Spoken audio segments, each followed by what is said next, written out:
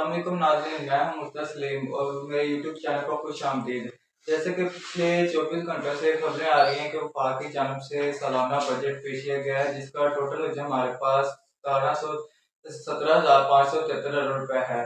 اب اس کا جو دفاعی نظام کے لیے ہمارے پاس 2250 ارب روپے جو ہے مختص کیے گئے ہیں، اور جو سرکاری ملازمین ہیں ان کی تنخواہوں کے اندر تقریباً 10% اضافہ کر دیا گیا ہے، اور جو پیٹرولیم کی مصنوعات پر بھی 2.5% لیوی لگا دی گئی ہے، جو سولر پینلز پر 18% ٹیکس عائد کر دیا گیا ہے، اور جو پینشن وغیرہ ہیں ان کے لیے 6% اضافہ کیا گیا ہے۔ ترقیاتی اخراجات کے لیے 1000 ارب روپے مختص کر دیا گیا ہے، اور جو نان فائلر بینک سے جو 50,000 نکلوانے پر بھی ٹیکس بڑھانے کی تجویز کر دی گئی ہے۔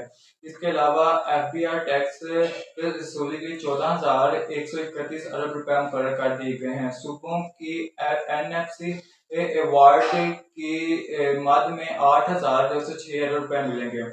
اب پینشن کی ادائیگی میں 1,055 ارب خرچ ہوں گے۔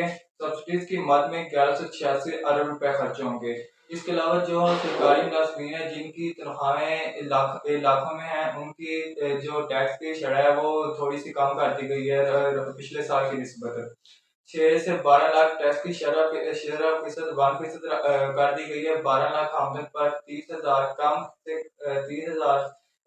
سے کر کے 6,000 کی تجویز کر دی گئی ہے، اور جن کی تنخواہیں 22 لاکھ ہیں ان کی تنخواہ پر ٹیکس کی شرح 15% سے کم کر کے 11% مقرر کر دی گئی ہے، اور جن کی تنخواہیں تقریباً 22 سے 32 لاکھ پر ہیں تو ان کی 25% سے کم کر کے 23% کر دی گئی ہے۔ اس کے علاوہ شریک حیات کو انتقال کے بعد فیملی پینشن کی مدت 10 سال تک محدود کر دی گئی ہے، اور 10 وزارتوں پر رائٹ سیز تنگ ہوگی۔ 40,000 خالی اسامیوں کو ختم کر دیا جائے گا۔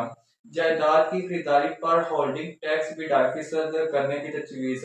اب جو پنجاب کا بجٹ ہے وہ بھی پیش نہیں ہوا، وہ 13 جون کو پیش کیا جائے گا۔ اس کا جو ٹوٹل حجم ہے وہ 6,000 ارب روپے مختص کیا گیا ہے۔